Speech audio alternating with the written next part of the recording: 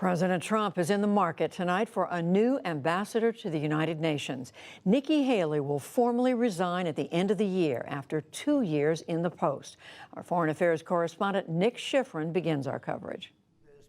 In the Oval Office today, President Trump and Ambassador Nikki Haley exchanged mutual praise. You've been fantastic, you're my friend, and I just, on behalf of the country, I want to thank you for a great job. Now the United States is respected. Countries may not like what we do, but they respect what we do. They know that if we say we're going to do something, we follow it through, and the president proved that. And outside the White House, more thanks from Secretary of State Mike Pompeo. She's been a great partner of mine for the now 5 months that she and I have been working together, and I want to wish her very well. From the beginning, Haley was well respected by many UN diplomats, well covered by the media, and embraced President Trump's foreign policy and combativeness. For those that don't have our back, we're taking names. She trumpeted the U.S. embassy move to Jerusalem and the U.S. ending education and humanitarian support for Palestinians. And when 128 countries voted their disapproval, she once again warned she was taking names.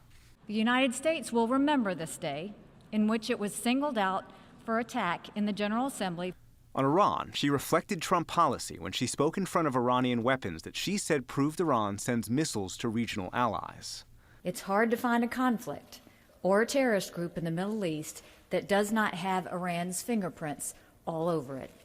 Foaming at the mouth, suffering convulsions. And on Russia, she criticized Moscow's support for Syrian President Bashar al-Assad, especially after an April 2017 chemical weapons attack. How many more children have to die before Russia cares? That's where she reflected the foreign policy establishment's antipathy to Russia over President Trump's positive rhetoric. Allied officials describe her as a kind of translator to President Trump's isolationism. They sought her out, and Defense Secretary James Mattis, who today said she did, quote, yeoman's work. We have a very close working relationship. We saw ourselves in many occasions collaborating together on how we would deal with certain issues. That collaboration started when former Secretary of State Rex Tillerson's ineffectiveness allowed her to become a high-profile voice of Trump's foreign policy. But then Tillerson was fired and she didn't get the job. When Pompeo did, and John Bolton became National Security Advisor, her wings were cut. That's when she says she first told the president she wanted to resign, and when she got out over her skis, announcing Russian sanctions that never came. You will see that Russian sanctions will be coming down. But that announcement never came, and top economic advisor Larry Kudlow called Haley confused. She shot back, she doesn't get confused. Despite that dust-up, as she had for the last few years, Haley remained in the president's good graces, even though in 2016, she campaigned for one of his main rivals, Florida Senator Marco Rubio. We need to show that South Carolina makes presidents and that our next president will be Marco Rubio. Despite that rhetoric, President Trump's criticism of her was always tempered. Nikki Haley, a very nice woman, she said, I'm an angry person. And they said to me, they said you were an angry person. I said, I am. I'm very angry because I hate what's happening to our country. I am angry. Haley assumed and conveyed that anger at the UN. White House officials describe her as overly political, but on policy, she reflected the president's style and substance. For the PBS NewsHour, I'm Nick Schifrin. And joining me now is our White House correspondent, Yamiche Alcindor.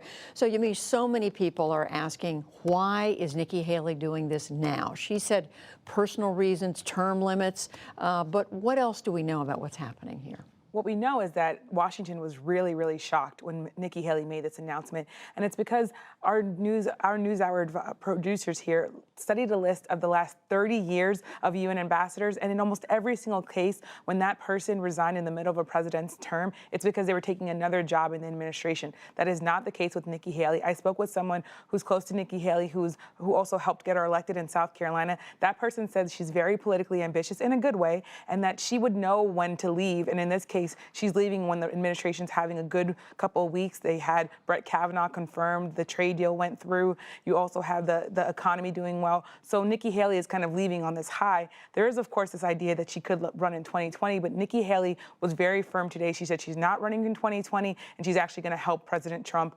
campaign. So she's throwing her support behind the president.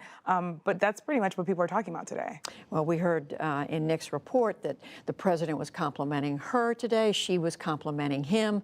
How does her leaving compare to the departure of other high-level Trump administration officials? There have been a few. And what do we know about who might take her place?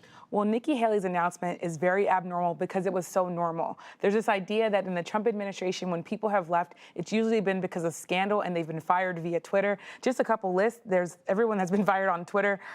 Some of the people are Secretary of State Rex Tillerson. You have Secretary of Veteran Affairs David Shulkin. Then you have former FBI Director James Comey, who was fired as he was speaking to FBI agents. There was the whole scene of the motorcade being followed by a news chopper because everyone was so shocked. Then you have scandals. The Secretary of Health and Human Services, Tom Price, and the EPA administration, that's Environmental Protection Agency, they were both fired or resigned because of ethical concerns. All that being said, the president said there are many, many names of people who could be people that would replace Nikki Haley. He's floating the idea. He floated the idea of Ivanka Trump, even though she tweeted very quickly, "I am not going to be the next UN ambassador." There's also Dina Powell. She's the former White House's Deputy of National Security. She's someone who's very well regarded, but really we're going to have to wait and see, Judy. Ivanka Trump, his own daughter, but he mentioned today there might be a nepotism charge around that. All right, fascinating today, and Nikki Haley leaves at the end of the year. Yeah.